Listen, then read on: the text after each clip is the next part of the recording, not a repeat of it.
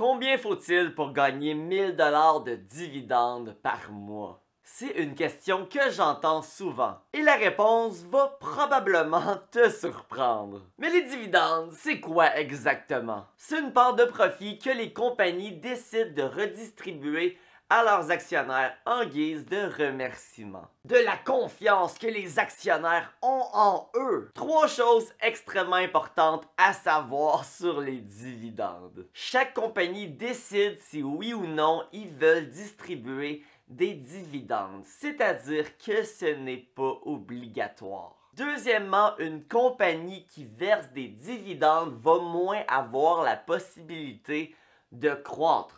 Car au lieu d'utiliser cet argent pour la croissance de la compagnie, ils préfèrent la redonner aux actionnaires. Et troisièmement, une compagnie donne un dividende fixe, c'est-à-dire un montant fixe. Ce n'est pas un pourcentage de l'action. Donc, lorsque tu vois, par exemple, ici que Nova Scotia donne 5,77% de dividendes, 5,77% de 71,36 est donc 4,12 $ de dividendes par action. Si l'action monte par la suite, disons à 92 $, la compagnie va continuer de donner 4,12 $ de l'action, c'est-à-dire que le pourcentage de dividendes descendrait. Parlant de descente, parlons d'ascension. Mes abonnés YouTube approchent 5000 abonnés, alors si tu n'es pas encore abonné, et que tu aimes ce type de contenu, go, je te remercie si tu t'abonnes dès maintenant. C'est gratuit et tu peux toujours te désabonner par la suite si tu me trouves plate.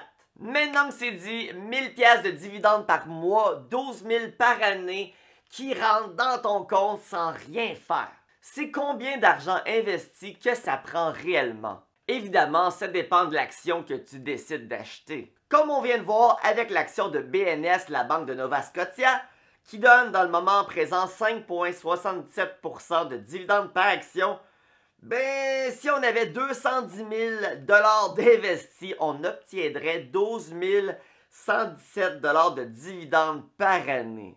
Ne pas oublier, dividende ne veut en aucun cas dire rendement. Du moins pas rendement total. C'est-à-dire que ce 12 000 $ là, que tu fais sans rien faire, que tu reçois en dividende, ça ne prend pas en compte le profit que l'action fait si elle monte.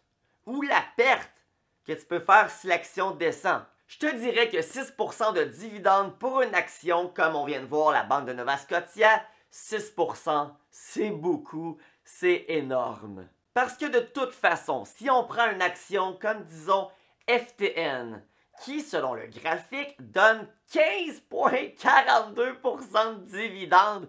What? Selon ces calculs, avec simplement 100 000 $ d'investis, on ferait 15 000 par année. Wow! Mais ce qu'il ne faut pas oublier, c'est qu'une compagnie qui ne fait pas de profit, souvent, va pas distribuer les dividendes dites promises. Pour sa part, FTN, bonne nouvelle, a l'air de continuer de distribuer leurs dividendes malgré leur graphique plutôt médiocre. Alors oui, c'est possible d'aller chercher 1000 $ par mois en investissant environ un peu moins que 100 000 $ dans FTN. Mais est-ce que c'est vraiment une bonne stratégie? Non, non.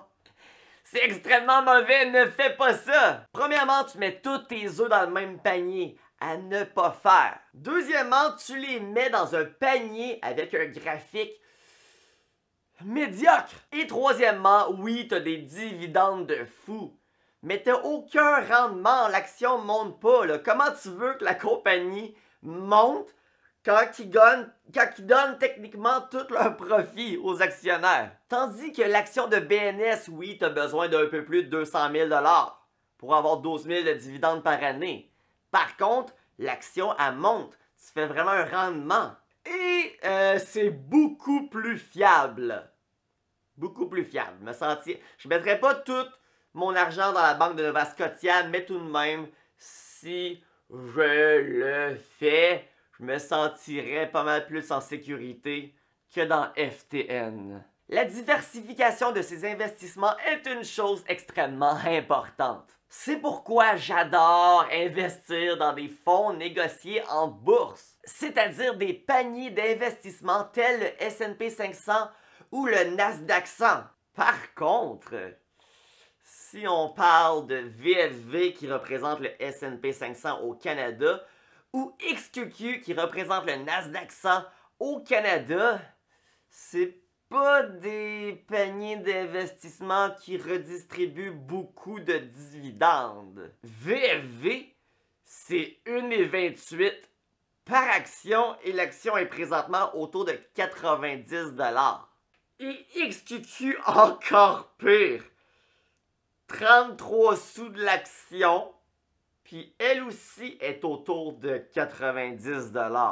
Oui, je répète, 33 sous par action. Soit disant 0,36% de dividendes en ce moment. Donc, avant d'obtenir 1000 $ de dividendes par mois avec cette action, je pense qu'on peut dire que les poules vont avoir des dents.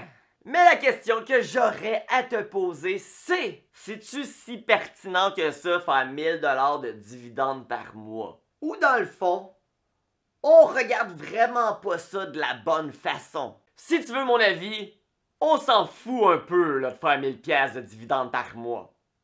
M'en fous. Que je gagne 1000 $ de dividendes par mois ou 5000 de dividendes par mois ou 0 dividendes par mois, je m'en sac. C'est pas ça que je considère important. Ce qui m'importe réellement, moi, là, c'est le rendement total qu'une action me procure. Soi-disant la progression de l'action, plus bien évidemment ses dividendes. Si j'ai une action qui me rapporte 10 000 de dividendes par mois, mais 0 $ de rendement, mais que j'ai une autre action qui me rapporte 50 $ de dividendes par mois, mais 15 000 de rendement, je vais-tu pas m'en foutre des dividendes, tu penses? Hé! On sort sur l'action à 15 000, voyons donc! De plus, savais-tu que techniquement, les dividendes, ça vient affecter négativement tes intérêts composés? Pourquoi? Parce que tes dividendes, ça prend toujours un moment à les recevoir. 3 mois, 6 mois, 1 an. Et plus tu attends pour recevoir ces dividendes, ben tout le temps que tu as attendu pour les recevoir, c'est du temps que tu as perdu. C'est du temps que cet argent-là n'était pas en train de fructifier. Exemple pour t'aider à comprendre. On te dit qu'on va te donner 50 $ dans 6 mois. Donc, tu vas pouvoir investir ce 50 $-là dans 6 mois. J'aime bien mieux l'avoir tout de suite, le 50 $ puis l'investir direct là, pour que ce 6 mois-là, il ait le temps de fructifier. Alors, s'il vous plaît, ne vous faites pas berner par les dividendes. Ce n'est pas magique. Oui, c'est le fun d'en avoir, mais si t'en as pas et que tu fais un bon rendement total, c'est vraiment ça qui importe. Mon portfolio est dans les 6 chiffres et je suis encore loin d'avoir 1000 $ de dividendes par mois. Et je m'en fous! Si tu veux connaître ma stratégie d'investissement de A à Z, investis dans mon e-book Comment investir à la bourse en moins de 20 minutes. Le lien est dans la description. Et si tu as écouté jusqu'ici et que tu t'es pas encore abonné, go, abonne-toi. Et sur ce, je vous souhaite à tous et toutes une excellente fin de journée.